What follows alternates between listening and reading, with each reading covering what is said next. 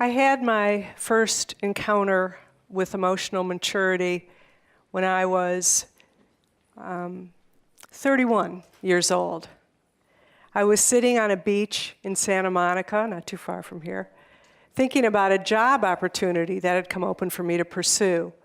At the time, I was a regional director of a very popular TV network, and a VP job had come open. So, like most things I did back then, impulsively, I threw my hat in the ring for the job. But as I sat on the beach that day, I didn't feel the normal thrill and exhilaration from reaching new career heights. In fact, if I thought about this one long enough, my insides hurt. It doesn't fit, something whispered, like a dress that's too tight. The following Monday morning, I pulled my name from consideration. So what happened on the beach that day? Well, somewhere deep inside that I didn't know existed at the time, emotional maturity was beginning to grow, which is a state of mind and heart and spirit that will always trump ego. I'd thrown my hat in the ring that day for the title, the power, ego drivers. But a new set of drivers was beginning to emerge in me. So today I'll spend a few minutes with you on emotional maturity, because at least for me, it has guided my best and bravest decisions. So let's start with definitions. Emotional maturity is often confused with emotional intelligence, and they're two different things. Both deal with self, how we manage self, and both deal with how we interact with others. And today, I'll just deal with how we interact with others. You know, there's so much literature around emotional intelligence, books written about it, online quizzes to test your EI, books for kids on how to learn emotional intelligence, but very little on emotional maturity. And you might say it is the highest form of emotional intelligence. So with emotional intelligence, we are aware of emotions in others. And you might be surprised how many people are not. So that's what emotional intelligence is. Emotional maturity is when you respond with heart and mind and spirit, not ego. Now, a good girlfriend of mine, Judy, you see her up there, she calls this soul energy, and I like that a lot. We live so often in a world of ego energy, but when we're moving toward maturity, we're moving into a world of soul and heart and mind. And I've had all of this on my mind a lot lately, ever since I wrote this book, New Rules of the Game. The second half of the book deals with emotional maturity, but there was so much left unsaid, unwritten, because I didn't want to write a 10-pound book. And it's such a critical leadership skill. Emotionally mature leaders, for example, just one example, recognize that difficult life and work situations are not just meaningless suffering, but can be moments of grace and teaching when we allow them to be. I once read about a Quaker teacher who taught by posing questions. And one of the questions he suggests you ask yourself is, whose am I? Because you can't ask that ultimate existential question, who am I, without the context of those around you, your home community, your work community, your student community. Well, I didn't realize it back on the beach that day, but I was asking, whose am I? Who else does this decision impact? Well, it impacted my new husband, who wasn't crazy about the thought of leaving LA. It impacted my work team, because I didn't have any clear succession in place. And I'm sure it impacted many others. So with all of that in mind, if you will allow me for a few minutes to tell you whose I am. I am the daughter of these two lovely folks. Mom Greek, dad Italian, first-generation immigrants.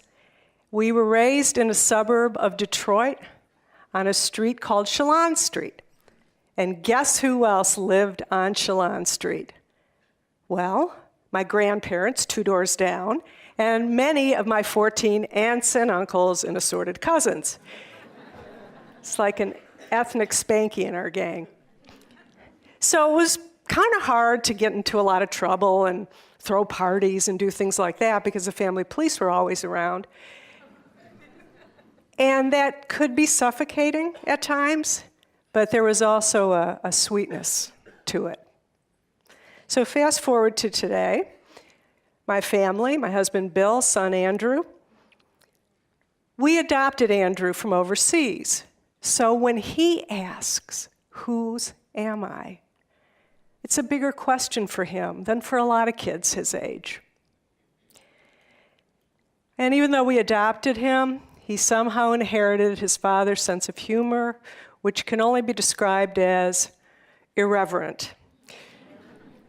So Andrew just graduated college, he got a job, he's moved to Chicago, and Bill thought it'd be a great idea to send him an Easter basket a few months ago. So he puts this Easter basket together, and he's got a nice chocolate bunny in there, and he throws in condoms. Who does that? Apparently my husband. But there was also a note he put in that said, there will always be Easter baskets, so that Andrew knows wherever he goes, our hearts are with him. Whose am I is also answered by these gentlemen. We are the startup team of Home and Garden Television. This picture was taken last August. We were celebrating 20 years of being on the air. You know, when I got the call for this job, I'd been at some pretty notable television networks, HBO, NBC, CNBC. And with those moves, my ego was squarely in place. But when I got this call, something whispered, it fits. Like finally finding the right key to open a lock. And as Chief Operating Officer of HGTV, I had my biggest growth spurt in emotional maturity, because now I was connected to hundreds of people and to a senior team. And we would go on to all build a business that today is worth billions of dollars. Along the way, we engaged this gentleman, Dr. Martin, I call him Dr. M, to share his wisdom. And he would constantly remind us on the senior team, don't forget, the person with the power must be the person with the grace. So we set out and called a meeting before we were even on the air, and it's probably the most important meeting in the 20 years of the business, because we wanted to define what this work community would be all about. And out of that came these core values. So some people have commented that these seem to skew gender female. And trust me, there was a lot of debate around the table about these values. But what I learned is that by sitting at the table and having a seat of authority as an equal, I could help to influence the creation of a culture that is collaborative, inclusive, supportive. And today, those around the table don't look like the people on the beach. It's about half male and female, which is just about ideal. Along the way, about 9 years into the building of the business, something happened that changed my life.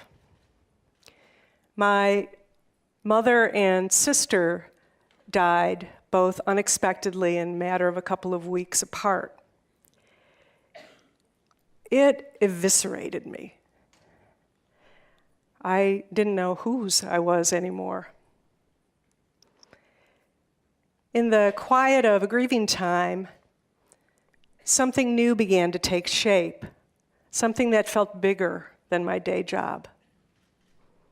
I did return to work, and after some additional time there, I departed. So that was 4 years ago. Today, I write, I teach a practice of meditation called Centering Prayer at a lovely little retreat house in the Smoky Mountains. And I work with women one-on-one to help them manage all the areas that they battle in the workplace every day. Lack of self-esteem and self-love, lack of understanding why men act the way they do, which is a lot of what my book is about. Because I've worked side by side with men my whole career, I can play interpreter and help them to build trusting relationships. And the biggest, baddest boogeymen of them all, rigid gender stereotypes that it seems every institution wants to perpetuate, not just business. Because you see, we know that as women, two things can be true at the same time. We can be senior leaders and mothers or other caregivers. We can play leadership roles and support roles, sometimes in the same meeting. What is true is that when women ask, "Whose am I?" the circle that we embrace is a large one, and I think that's a marvelous thing. So I will leave you with a question that will put you squarely on the road to emotional maturity. Whose are you? Thank you.